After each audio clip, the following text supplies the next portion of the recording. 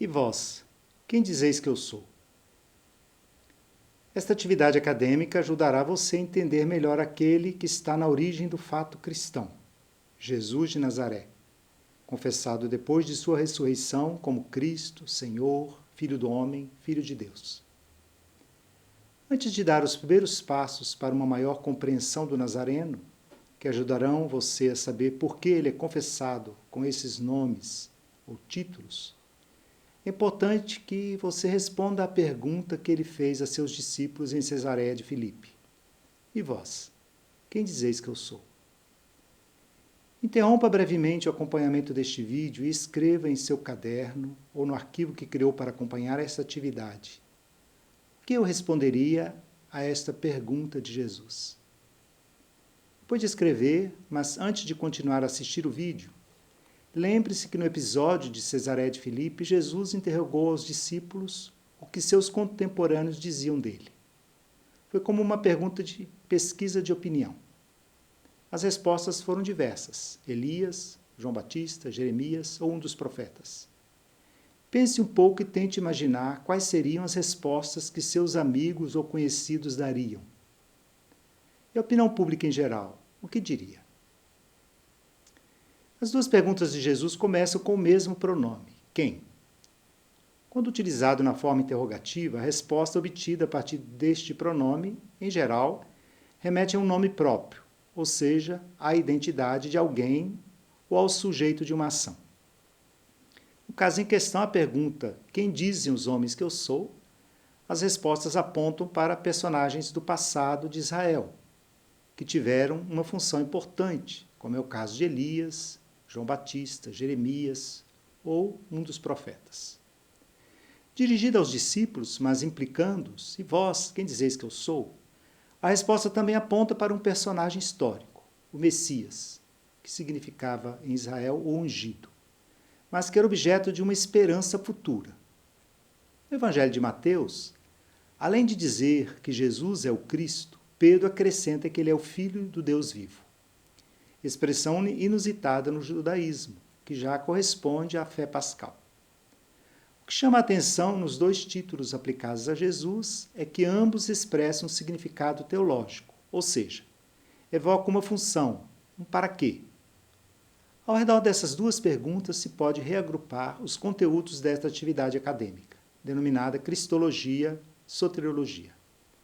De fato, a Cristologia é o discurso, ou seja, o Logos, que se constituiu ao redor da compreensão da identidade de Jesus, ou seja, ela responde à pergunta quem.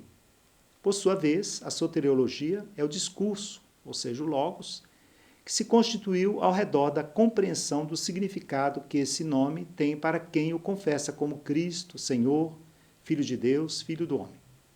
Títulos que, em geral, são associados a uma função benéfica ou salvífica e respondem à pergunta: para quê?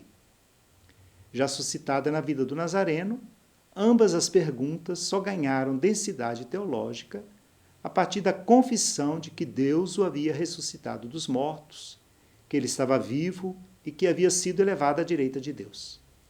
Nessa introdução geral, vamos fazer um sobrevoo sintético sobre os conteúdos que essas duas perguntas suscitaram ao longo dos séculos, mostrando como, com o advento da ciência moderna, eles foram questionados, sofrendo um processo de desconstrução, que deram origem às buscas do Jesus da história, a partir das quais a cristologia e a soteriologia odierna respondem às questões quem e para quê. A primeira cristologia-soteriologia nasceu da confissão pascal. Ela afirma que o crucificado é o ressuscitado, associando a dimensão terrestre e a dimensão celeste daquele que era confessado como tendo sido morto e que agora estava vivo. Essas duas dimensões se articularão nas cristologias neotestamentárias, que inicialmente são marcadas por aquilo que a exegese moderna e contemporânea chama de cristologia descendente, identificada com a afirmação da nova condição do ressuscitado, mas que é continuamente corrigida pela cristologia ascendente, identificada com a história humana e mortal de Jesus de Nazaré. Os primeiros textos do Novo Testamento, a saber, as cartas paulinas, trazem vários extratos das pregações e das convicções da Igreja que remontam ao início da fé pascal, com uma cristologia descendente, que via a ressurreição de Jesus como antecipação do fim do mundo, esperado como iminente. Esta perspectiva é, porém, articulada à ascendente. Isso se dá com o próprio apóstolo, que afirma que o ressuscitado é o crucificado, além de identificar a cruz e a ressurreição como lugar de uma nova condição à qual chegou a humanidade, a da salvação escatológica. Esta ênfase na morte e na vitória pascal foi aos poucos deslocada por um interesse pela vida de Jesus, que ganhará relevo com a elaboração dos evangelhos. É interessante notar que o primeiro evangelho, de Marcos, apresenta apenas a vida pública de Jesus a partir do seu batismo, enquanto os demais vão associar a história de Jesus à história de seu povo, como faz Mateus, ou a história da humanidade, como faz Lucas, ou, enfim, ao próprio Deus, como faz João. A cristologia e a soteriologia elaborada pelas comunidades neotestamentárias teve como referência o universo teológico da Bíblia hebraica, confrontado com a vida de Jesus. Os nomes a partir dos quais o Nazareno é identificado e invocado nos textos do Novo Testamento e os atributos que lhe eram conferidos são, na verdade, nomes e atributos de figuras intermediárias entre Deus e seu povo, entre Deus e a humanidade, ou nomes e atributos reservados somente a Deus. Alguns desses nomes e atributos já tinham certa influência nas comunidades que nasceram das pregações entre os gentios. Mas esta influência será mais perceptível a partir do momento em que a fé cristã for confrontada com públicos mais exigentes e críticos. É o caso, nos séculos II e III, de alguns sábios judeus, de algumas correntes filosóficas estoicas e platônicas, ou do pensamento gnóstico. Com o fim das perseguições e a transformação do cristianismo em religião do Império Romano, muitos debates suscitados com esses públicos necessitaram de uma definição que assegurasse a unidade da compreensão da fé e contribuísse para a unidade do Império.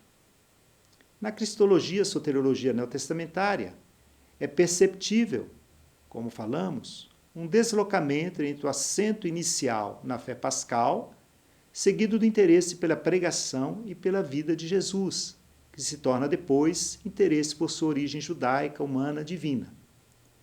Esse deslocamento vai ganhar mais densidade nos séculos seguintes, com as definições dogmáticas dos concílios ecumênicos, que em Nicéia afirma que Jesus é Deus de Deus, luz da luz, Deus verdadeiro de Deus verdadeiro, gerado, não criado, consubstancial ao Pai. E em Éfeso e Calcedônia, que afirmam que ele é verdadeiramente Deus e verdadeiramente homem, na pessoa do Verbo encarnado. Esse desenvolvimento dogmático da cristologia visava assegurar um princípio patrístico de caráter soteriológico, a saber, o que não foi assumido, não foi redimido. Ou seja, a definição do quem era indissociável do para quê. Na Idade Média, a busca de sistematização dos conteúdos da fé fez com que houvesse certa dissociação entre cristologia e soteriologia.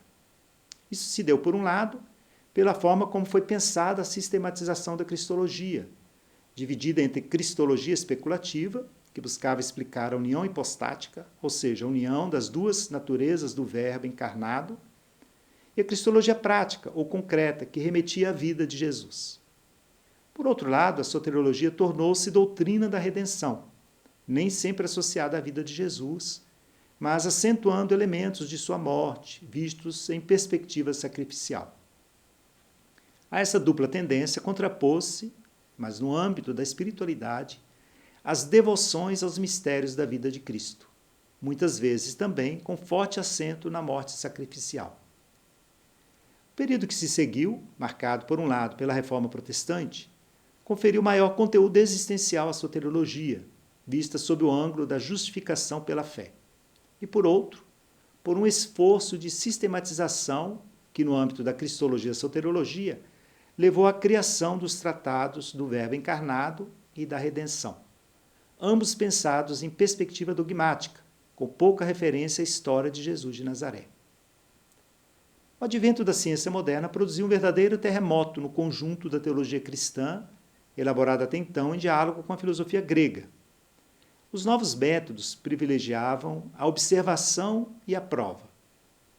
Muitos dos enunciados dogmáticos da fé cristã foram então vistos como míticos, pertencentes a uma época pré-crítica, não científica, não podendo, portanto, ser comprovados. No domínio específico da cristologia, muitos dados tidos como certos pela fé passaram a ser vistos como inventados. Para contrapor-se a essa suspeita, uma série de estudos começaram a ser feitos, utilizando-se de métodos chamados histórico-críticos, ou seja, que se interessavam em comprovar o que era dito pela fé das igrejas cristãs. Inicialmente, o principal lugar de aplicação desses métodos foram os textos bíblicos, considerados como fonte e fundamento da fé cristológica. Em seguida, os mesmos métodos foram aplicados na releitura do desenvolvimento dogmático do cristianismo. Instaurou-se, então, uma distinção entre o que, de fato, era possível e passível de ser confirmado pela história e o que era resultado de uma afirmação da fé. A aplicação desses métodos deu origem às buscas do Jesus da história e à oposição que, a partir delas, se instaurou entre Jesus da história e Cristo da fé. A primeira busca foi marcada pelo intento de elaborar uma vida de Jesus, mais fiel possível aos dados da historiografia. O resultado foi bastante eclético, desde um Jesus romântico, passando por um Jesus idealista, por Jesus como modelo ético de exceção, Jesus como sábio, revolucionário, culminando num Cristo apocalíptico. Esse intento, iniciado no século XVIII, conheceu uma profunda crise no início do século XX, o que levou um estudioso famoso, Albert Schweitzer, a declarar a impossibilidade das buscas do Jesus histórico, pois todas eram determinadas pelo interesse de quem as empreendia. Por sua vez, um outro exegeta alemão, Rudolf Bultmann, um dos maiores exegetas do século XX, afirmou que essa busca não era necessária, pois a fé cristã havia nascido do querigma, ou seja, era o anúncio de que o crucificado vive. O resultado da primeira busca foi, contudo, questionado, alguns anos mais tarde, pelos discípulos de Bultmann, que disseram que o querigma é a afirmação de que o ressuscitado é o crucificado, e que renunciar às buscas seria transformar a fé cristã em um mito ou em uma gnose. Não era certamente possível reconstruir uma biografia de Jesus, mas era possível ter acesso a alguns dados sobre sua vida, como o fato de que ele havia morrido crucificado, a data provável desta morte, alguns traços de sua pregação, como seu caráter apocalíptico, informações sobre suas principais atividades, o fato dele ter sido batizado por João Batista, etc.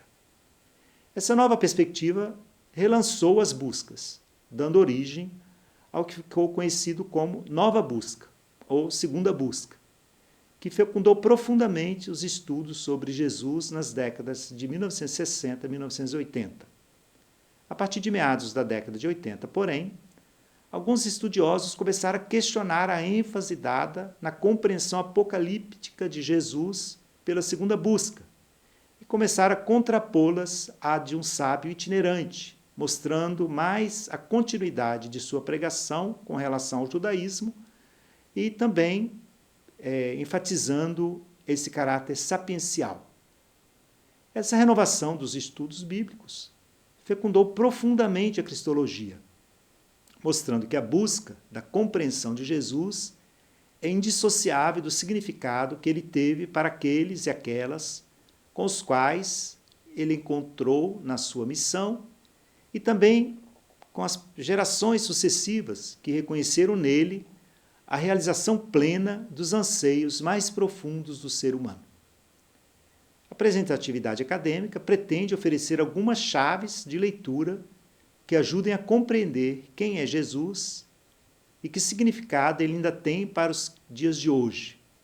Para isso, convido você a ampliar seus horizontes, sobretudo aqueles que provavelmente são presentes em sua vida, confessando Jesus como Cristo, Senhor, Filho de Deus, Filho do homem.